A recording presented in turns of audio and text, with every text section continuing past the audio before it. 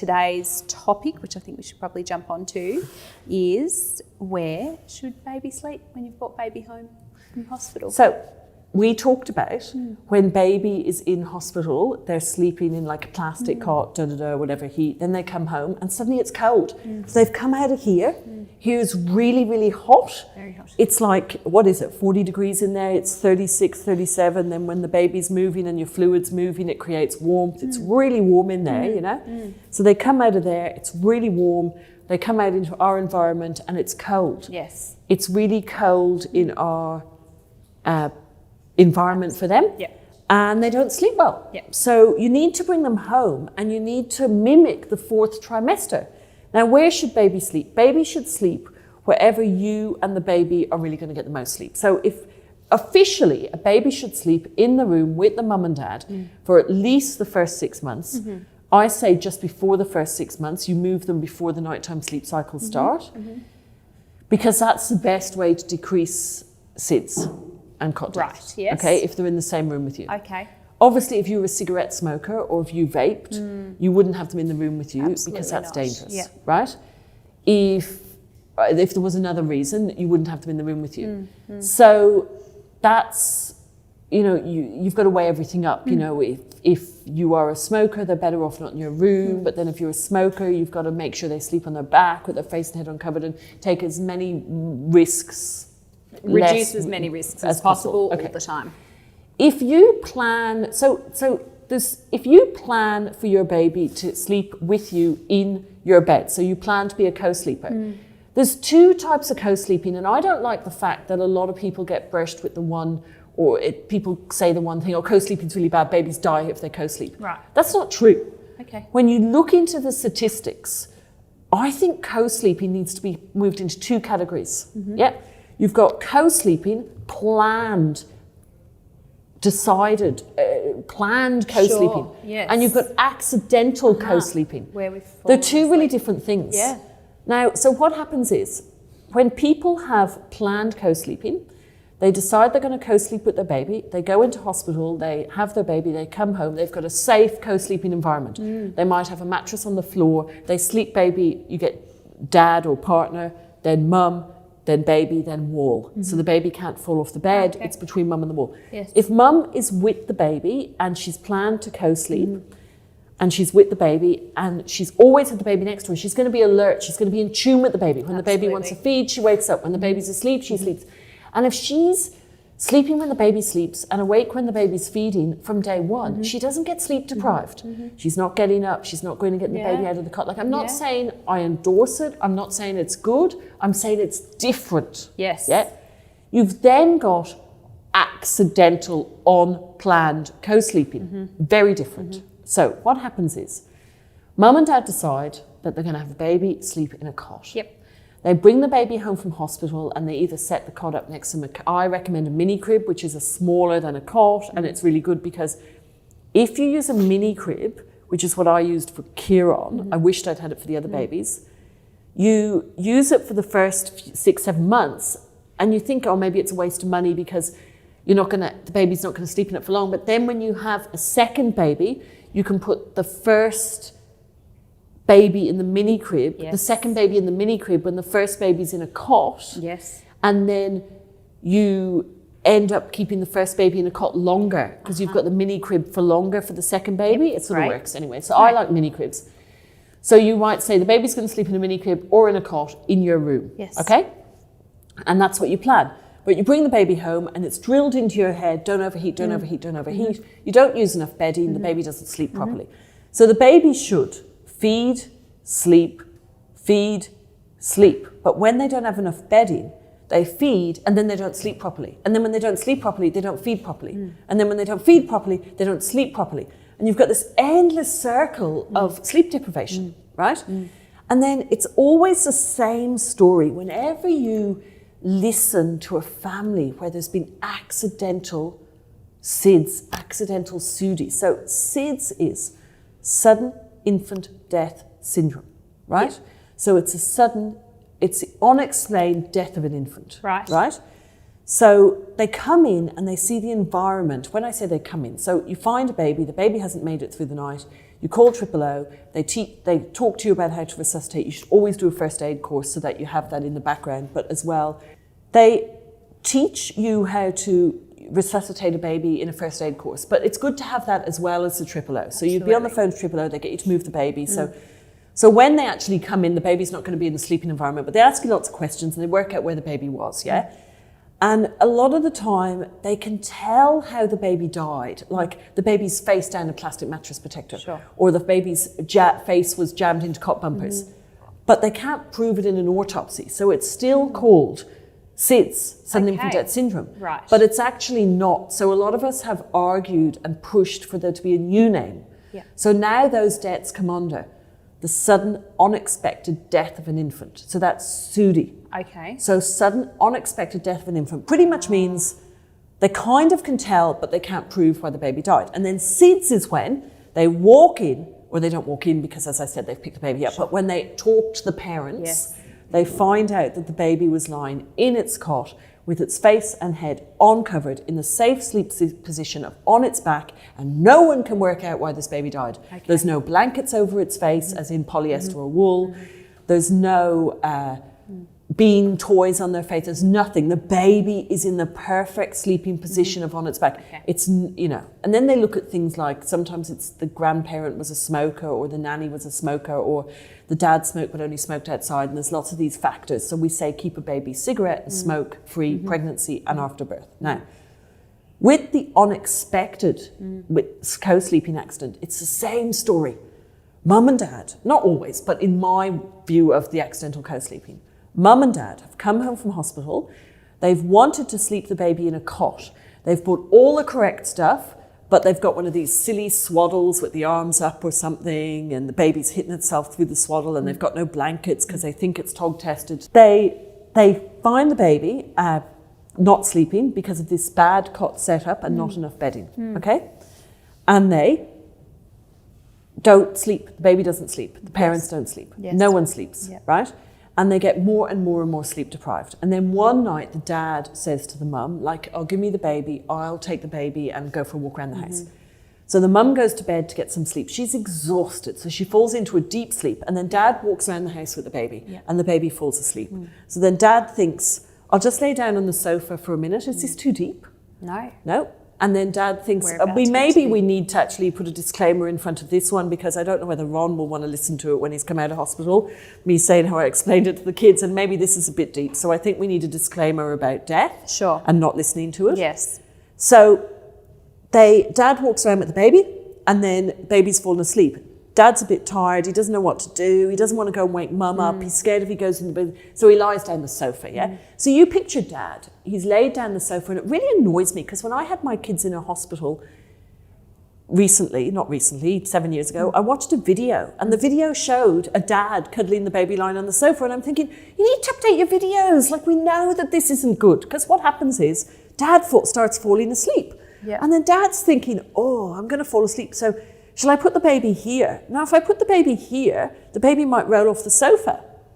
Well, do you know what? If the baby rolled off the sofa, it'd probably have a few bumps and start crying, and dad would pick it up. But instead, dad naturally puts the baby on the other side so that the baby doesn't fall off the sofa. And then he wakes up and the baby hasn't made it through the night. And they know it's because the baby's face ended up against the sofa. That's not co-sleeping. That's accidental. Sharing a sleep space with your baby. Now, the other one that happens is mum is exhausted, so she takes baby into bed with her. She's breastfeeding baby. She falls asleep. Baby ends up between mum and dad, and mum might wake up and her arm's over baby. And because she's so exhausted, she has accidentally blocked her baby's airways. Now, again, that's not called co-sleeping, because if that mum had had that baby in the bed with her from day one, everyone would be sleeping okay, you know. So it really bugs me. So you need to follow the world famous, I'm biased, but I want you to follow the world famous Save Our Sleep Bedding Guide, or follow your local advice from your local SIDS researching people, or go to the World International SIDS conferences and read up on what blankets to use with what sleep bags.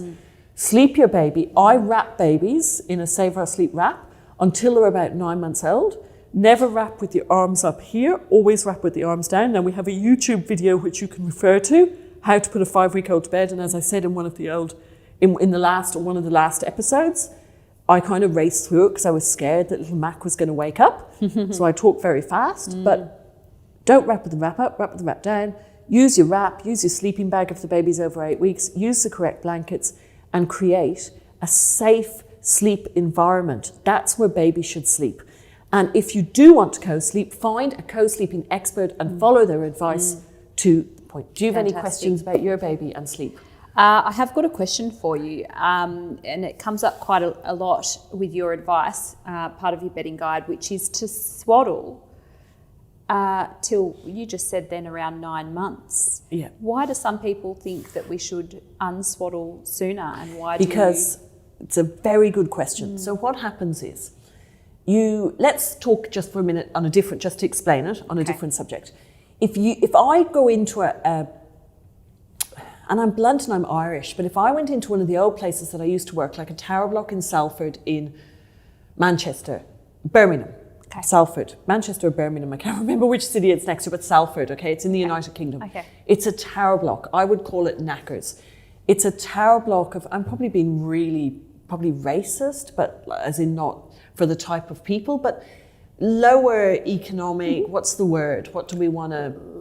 those of lower socioeconomic and they're in this tower block, and you go in and you've got, like, one thing that fascinated me, and I'd love to touch on it, is I went to a tower block once when I was studying, and I had to do a paper on parents and how they look after their kids, and why this particular family, they were getting reported, it was to do with social services, and they were getting reported because they were leaving their child at the bottom of the stairs in a buggy and bringing their shopping up to look at you, you're going, that's wrong. So they were leaving their kid in a buggy at the bottom of the stairs, and they were carrying all the shopping up, and then they were coming back down, and why were they leaving the child? Right. And then when we went and talked to them, it was really obvious. If they left their shopping downstairs and took the child up, their shopping would get stolen. Oh my gosh. And their child could not be left upstairs because the lift wasn't working, so they brought the child Either way, up. the child's left. No, they brought the shopping up, locked the shopping in the block, goodness. and then came down and got their child.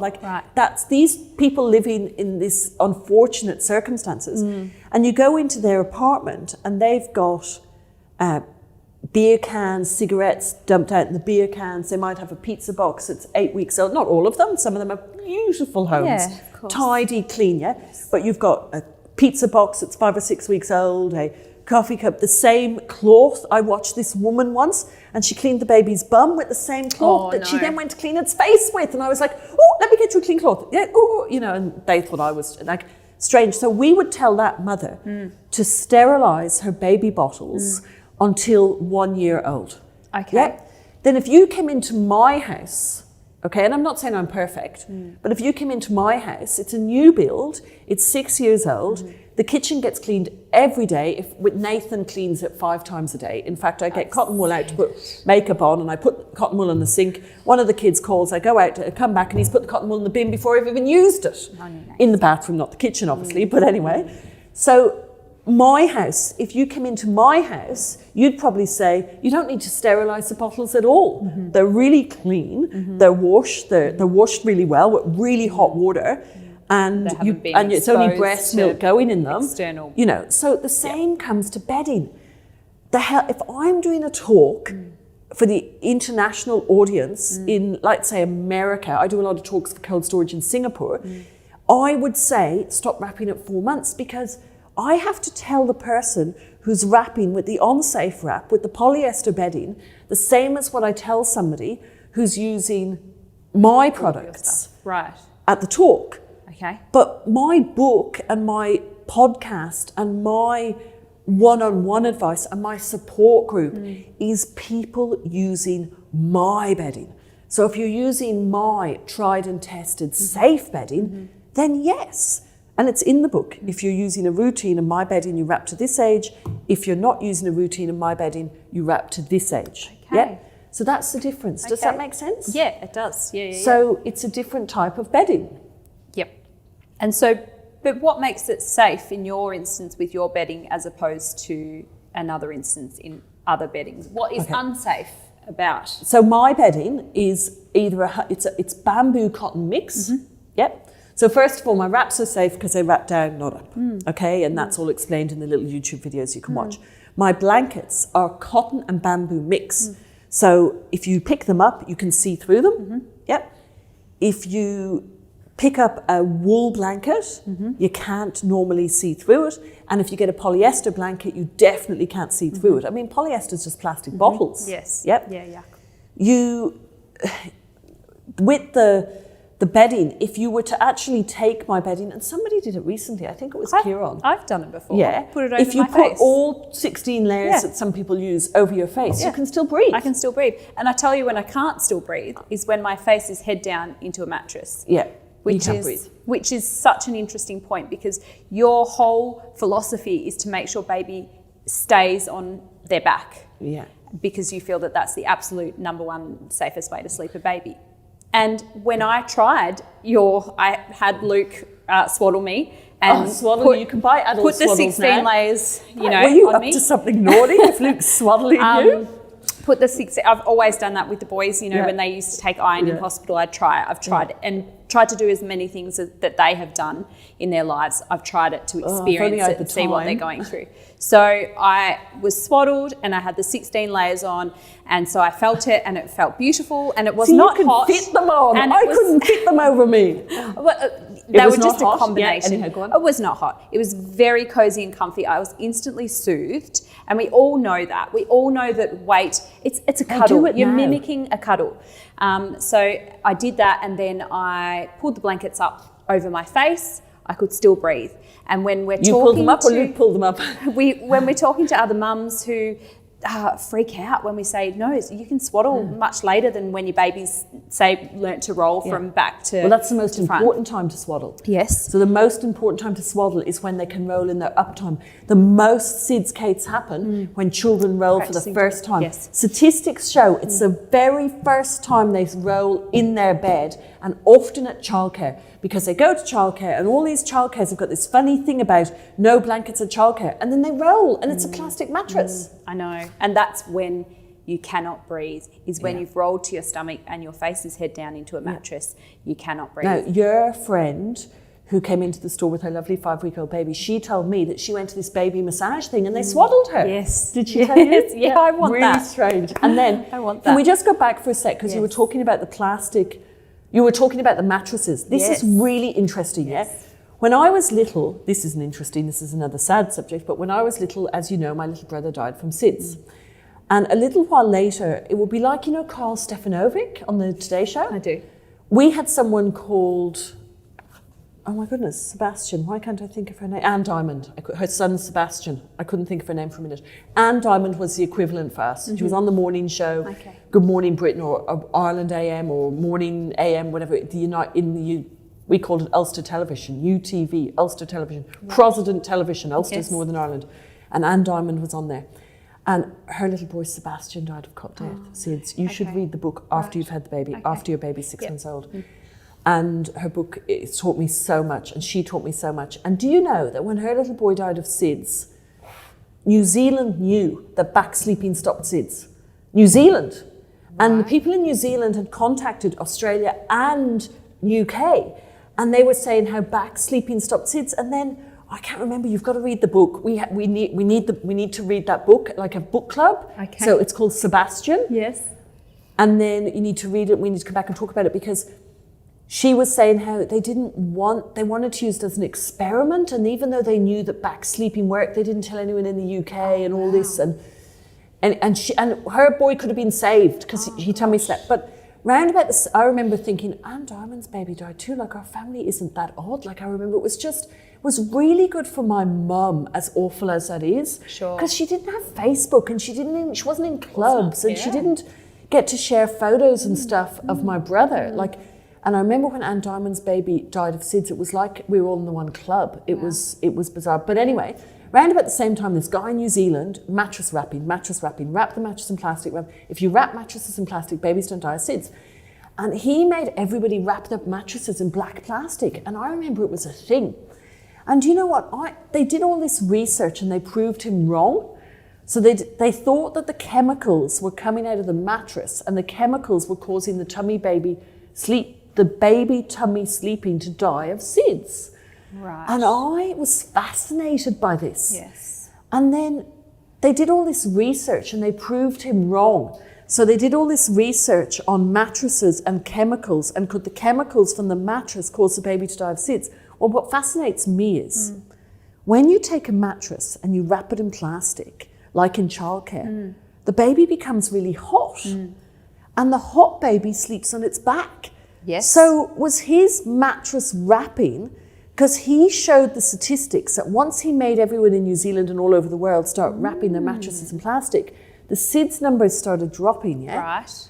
But were the SIDS numbers dropping because of the chemicals in the mattress, or were the SIDS numbers dropping because Baby was the warmer. babies were getting hot Yep. in the plastic wrapped mattresses and staying on their backs? Sure. So somebody out there, anybody, some scientist, some young person at university who needs to do a paper, can you do a study to see if his babies were staying alive because they were warmer and on their backs? And that's my question to the audience this week. Yeah. Does that make sense? It does make sense. Very interesting. Yeah. Very interesting. Then, just one more thing about staying on the back. I don't think we've touched on it yet.